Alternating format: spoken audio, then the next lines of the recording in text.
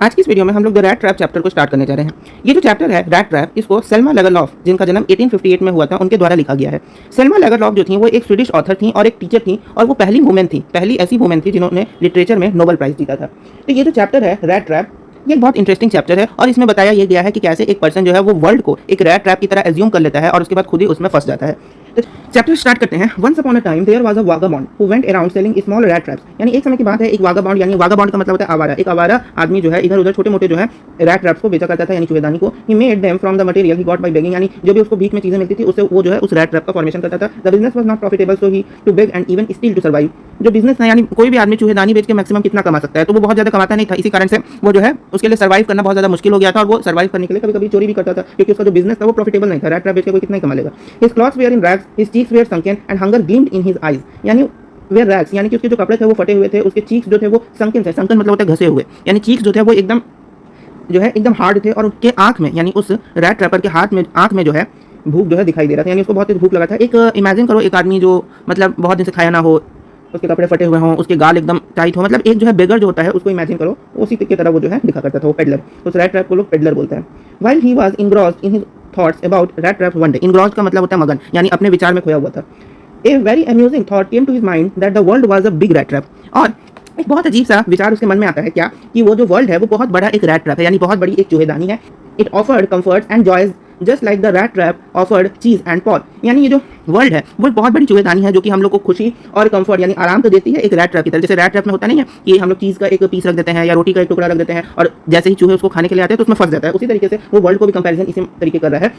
ये जो वर्ल्ड है वो हम लोग को कंफर्ट देता है, जॉय देता है, और तब तक मिलता है जब तक हम लोग उसमें फंस नहीं जाते हैं। आगे वही लिखा है, as soon as a red rat was tempted to touch the bait it trapped him. और जैसे ही जो रैट है वो चूहेदानी के जिसमें उसको फंसना होता है उस लीवर पे हल्का भी टच करता है तो वो क्या हो जाता है, ट्रैप हो जाता है।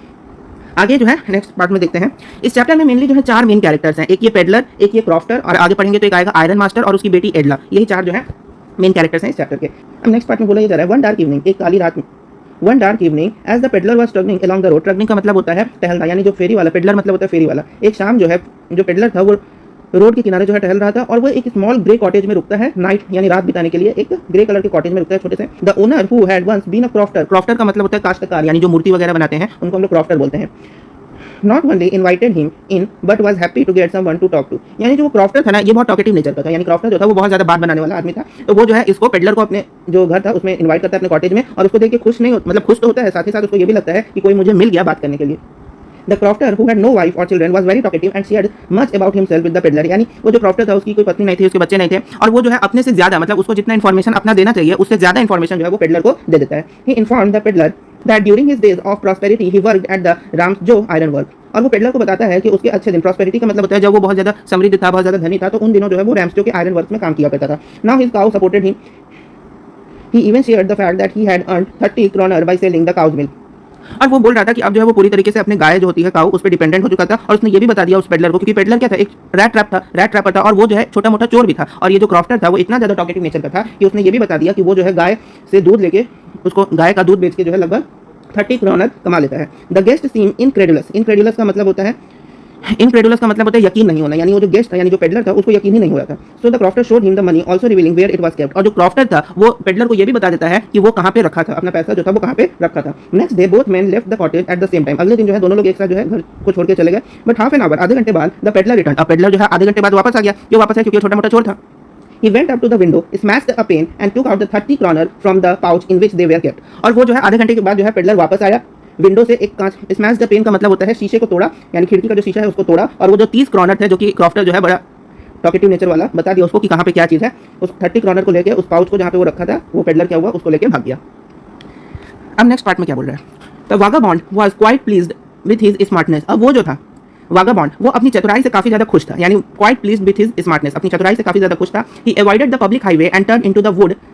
यानी कि वो पब्लिक हाईवे, अब देखो क्योंकि पेडलर जो था वो तो काफी चालाक था, अब वो ये सोचा कि अगर वो चोरी किया है तो अगर पब्लिक हाईवे से जाएगा तो पकड़ा जाएगा, इसलिए वो कहाँ चला गया, जंगल की तरफ, इनटू द वुड, यानी जंगल की तरफ वो मुड़ गया। As he felt he would be safer and no one would be able to catch him. और उसको ये लगा कि वहाँ पे वो सुरक्षित है और कोई भी उसको वहाँ पे पकड़ नहीं पाएगा। It was a big and confusing forest, और वो काफी ज्यादा बड़ा और घना जंगल था जिसमें कोई भी आदमी रास्ता भटक सकता था। He tried to walk in a definite direction but the path twisted back and forth so strangely that he was confused. वो जो है उसने डिसाइड यही किया था कि वो एक ही डायरेक्शन में चलने का कोशिश करेगा, क्योंकि जंगल तो काफी बड़ा था, घना था, तो वो कोशिश किया कि एक ही डायरेक्शन में चलने का कोशिश करते हैं, लेकिन पास जो थे, रास्ते जो थे इतने टेढ़े मेढ़े थे कि वो जो है रास्ता भटक गया और कंफ्यूज कर गया। He walked on and soon realized that he had been walking around in the same part of the forest। और वो चलता गया पेडलर, और उसको ये रियलाइजेशन हो गया कि वो फॉरेस्ट के एक ही हिस्से में लगातार घूम रहा है। All at once he recalled his thoughts about the world being a rat trap। और यहीं पे आके उसको ये चीज दिमाग में आया कि हम एक बार सोचे थे कि वर्ल्ड क्या है, एक रैट ट्रैप है। Now his own turn had come। और अब उसकी बारी है उस रैट ट्रैप में फंसने की। He had let himself be fooled by the bait and had been caught in a rat trap। और वो बहुत खुद को जो जंगल था उसमें फंसा चुका था, क्योंकि वो तो सोचा कि पब्लिक हाईवे से जाएंगे तो फंस जाएंगे, लेकिन और सोचा था कि जंगल में वो सेफ रहेगा, लेकिन उल्टा हो गया, वो जंगल में आके ही चारों तरीके से जाल में फंस चुका था। And had been caught in a rat trap, एक rat trap की तरह। The entire forest with its trees, trunks and branches seemed to him like a prison that offered no escape। और वो जो ट्रीज थे, जो लंबे लंबे पेड़ थे, जो ट्रंक्स थे, ट्रंक्स मतलब शाखाएं थी पेड़ की, ब्रांचेस थी, यानी एक घना जो जंगल था वो उसको एक प्रिजन की तरह लगने लगा, जहां से निकलने के लिए उसको कोई रास्ता दिखाई नहीं दे रहा था। Finally, the peddler saw no way out। अब पेडलर को बाहर जाने का तो कोई रास्ता दिख नहीं रहा था। He was so overwhelmed with exhaustion that he sank down to the earth। और वो इतना ज़्यादा थक गया था कि जमीन पे ही गिर गया। Tired to death, thinking that his last moment had come, just then he heard the sound of the regular thumping of a hammer। और वो ये सोच ही रहा था कि उसके अब अंतिम क्षण आ गए हैं, वो मृत्यु को प्राप्त हो जाएगा। उसी समय उसको एक हथौड़ी ठोकने की आवाज़ आई। He realized that the sound was coming from an iron mill। उसको ये रियलाइजेशन हुआ कि जो साउंड है वो एक आयरन मिल से, यानी कि एक लोहे के कारखाने से आ रही है। He summoned all his strength and walked in the direction of the sound। वो अपनी पूरी शक्ति को जुटाकर, summoned all his strength यानी पूरी शक्ति को जुटाकर उस साउंड की, यानी वो आवाज़ जिस तरफ से आ रही थी उस तरफ वो भागा। He reached the Ramsjo Iron Work, which was then a large plant with smelter, rolling mill and forge। Ramsjo iron work पता चला कौन सी जगह है, वही वाली जगह है जहाँ पे क्रॉफ्टर जो था वो काम किया करता था। जहाँ पे जो रैम्सजो आयरन वर्क था वो एक बहुत बड़ा लार्ज प्लांट था, एक बहुत बड़ी लोहे की कारखाना था, जहाँ पे स्मेल्टर कुछ ऐसा दिखाई देता है, रोलिंग मिल कुछ ऐसा दिखाई देता है, यानी कि वो जो लोहा होता है उसका जब शीट्स बन जाता है, शीट्स बनने के बाद उसको जो रोल करते हैं उसी को रोलिंग मिल कहा जाता है। और इसके बाद लिख रहा है कि वहाँ पे एक और चीज़ था, क्या फोर्ज। फोर्ज जो होता है वो एक मशीन होती है जिसमें लोहे को इतना ज़्यादा गर्म कर दिया जाता है कि वो लाल हो जाता है, और लाल होने के बाद उसको जिस भी चाहे शेप में हम लोग कन्वर्ट कर सकते हैं। इस प्रोसेस को हम लोग फोर्जिंग कहते हैं, और इसी प्रोसेस, ये जो प्रोसेस है फोर्जिंग, जिस मशीन में होता है उसको फोर्ज कहते हैं। यानी कि ये लोहे के कारखाने में ये सारी की सारी मशीनें होती हैं। तो वही सारा चीज़ जो है उस रैम्सजो आयरन वर्क में भी था। He entered the iron work amidst the different sounds coming from the work going in full swing। और वो जो था आयरन वर्क में, वो पेडलर जो है एंटर करता है और इतनी सारी जो अलग अलग तरीके की साउंड है एक कारखाने से, जो भी तरीके की साउंड आती हैं उसको एडमिस्ट यानी सुनता है, जो कि उस कारखाने में जो काम हो रहा था उससे आ रही थी। It was quite usual for person like him to be attracted by the warmth and the shelter of the forge, so he was ignored by the blacksmith. यानी कि ये बहुत ज़्यादा यूजुअल था, यानी बहुत ज़्यादा एक सामान्य सी घटना थी। अगर जैसे हम लोग भी अगर ऐसे किसी कारखाने में जाएं तो वहाँ पे जो इतनी तेज जो गरम गरम भट्टियाँ होती हैं, ये जो दिख भी रहा है फोटो में कितनी ज़्यादा जो गरम भट्टियाँ हैं, उसमें से जो गर्मी निकल रही है, जो हीट निकल रही है, उसको देख के जो लोग वहाँ पे काम कर रहे हैं उनको देख के किसी को भी आश्चर्य होगा। और यही सारी चीज़ उस पेडलर के साथ भी हो रही थी। ब्लैक स्मिथ्स का मतलब होता है जो कारखाने में काम करते हैं, जो लोहार होते हैं, वर्कर होते हैं, वो जो है उसको इग्नोर कर दिए ब्लैक स्मिथ को, क्योंकि वो जान रहे थे कि कोई भी नया आदमी अगर इस तरीके से फैक्ट्री में आएगा तो वो ऐसे ही चौंक जाएगा। इसलिए जो ब्लैक स्मिथ थे, जो लोहार थे, वो उसको इग्नोर कर दिए पेडलर को। The master blacksmith granted him permission to stay. और जो मास्टर ब्लैक स्मिथ था, यानी कि मेन जो लोहार था उस कारखाने का, जो मेन लोहार था, वो पेडलर को परमिशन दे दिया कि वो वहाँ पे रुक सकता है। Soon the iron master came into the forge for his inspection and noticed the peddler। और बहुत जल्दी जो आयरन मास्टर था, अब आयरन मास्टर एक नया कैरेक्टर आया जो है फोर्ज में आता है और इंस्पेक्शन यानी कि पूरा इंस्पेक्शन करता है और पेडलर को नोटिस करता है, यानी कि वो जो पेडलर वहाँ पे आया था उसको देखता है। He mistook him in the dim light for an old regimental comrade and addressed him as Nils Olaf। यानी कि यहाँ पे काफ़ी ज़्यादा जो है मतलब उन्होंने, यानी वो जो आयरन मास्टर था, क्योंकि वहाँ पे जो पेडलर था, अब जैसे वहाँ पे वो जो स्मेल्टर था या जो भी मशीन थी उससे इतना ज़्यादा हीट निकल रहा था, इतना ज़्यादा धुआं निकल रहा था कि उस धुएं में वो जो आयरन मास्टर था उसने पेडलर को नील्स ऑल ऑफ समझ लिया। नील्स ऑल ऑफ जो थे वो एक ओल्ड रेजिमेंटल कॉमरेड थे। नील्स ऑल ऑफ जो थे वो कैप्टन वॉन स्टैहल। अब यहाँ पे थोड़ा बहुत तुमको कंफ्यूजन हो रहा होगा, अब इस चीज़ को समझो। जैसे कैप्टन वॉन स्टैहल जो थे, उन्हीं का शॉर्ट निक नेम जो था वो नील्स ऑल ऑफ था, और ये जो आयरन मास्टर था वो कैप्टन वॉन स्टैहल को जानता था। तो यहाँ पे आयरन मास्टर जो है पेडलर को वही कैप्टन वॉन स्टैहल समझ लिया, और इतना ज़्यादा वहाँ पे धुंध था कि धुंध में वो ये समझ लिया आयरन मास्टर कि कैप्टन साहब यहाँ पे आके बैठे हुए हैं। The peddler didn't try to clear his doubt as he thought the iron master might give him some money। और जो पेडलर था वो भी बहुत चतुर आदमी था, अपने बारे में कोई भी संदेह होने ही नहीं दिया और संदेह को क्लियर नहीं किया, यानी उस पर जो डाउट कर रहा था आयरन मास्टर कि उसको सत्य, क्योंकि आयरन मास्टर को तो संदेह था ना कि ये कैप्टन ही है कि कोई और आदमी है, और वो जो पेडलर था वो भी अपने जो डाउट है उसको क्लियर नहीं करता है। वो ये सोचता है कि जो आयरन मास्टर है वो उसको कुछ और पैसे भी दे देगा। The iron master invited him home. जो आयरन मास्टर था वो पेडलर को अपने घर पे बुलाता है। The peddler thought that going to the manor house would be like throwing himself voluntarily into the lion's den, so he declined the invitation. और वो जो पेडलर था वो ये सोचता है कि मैनर के हाउस में जाना मतलब ऐसा ही होगा कि अपनी खुद की इच्छा से शेर के बिल में जाना, इसीलिए वो इन्विटेशन को डिक्लाइन कर देता है। उसको लगता है कि क्या मैं इस आयरन मास्टर के घर जाके करूंगा। The iron master assumed that the peddler felt embarrassed because of his miserable clothing। यानी आयरन मास्टर को लग रहा था कि जो पेडलर है वो बहुत ज़्यादा शर्मिंदा है अपने miserable यानी कि दयनीय, यानी कि बहुत फटे हुए जो कपड़े उसने पहने थे उसको लेकर वो बहुत ज़्यादा शर्मिंदा था। तो आयरन मास्टर उसको बोलता है कि उसकी जो वाइफ थी एलिजाबेथ वो मर चुकी है, उसको शर्मिंदा होने का कोई ज़रूरत नहीं है। उसकी वाइफ जो एलिजाबेथ है वो डेड है। His sons were settled abroad and he lived with his daughter एडला। और यहाँ पे यही बताता है आयरन मास्टर कि उसको शर्मिंदा होने का कोई जरूरत नहीं है। उसकी वाइफ जो है एलिजाबेथ वो मर चुकी है, उसके जो बेटे हैं वो दूर रहते हैं और वो यहाँ पे केवल अपनी बेटी एडला के साथ रहता है। But the tramp constantly refuse to go with him. लेकिन वो जो पेडलर था, वो जो आवारा वागाबॉन्ड था, वो कॉन्स्टेंटली उनके साथ जाने से मना कर रहा है, यानी कि लगातार बोल रहा है कि मैं नहीं जाना चाहता। The iron master went away but he was not deterred by the peddler's persistent refusal.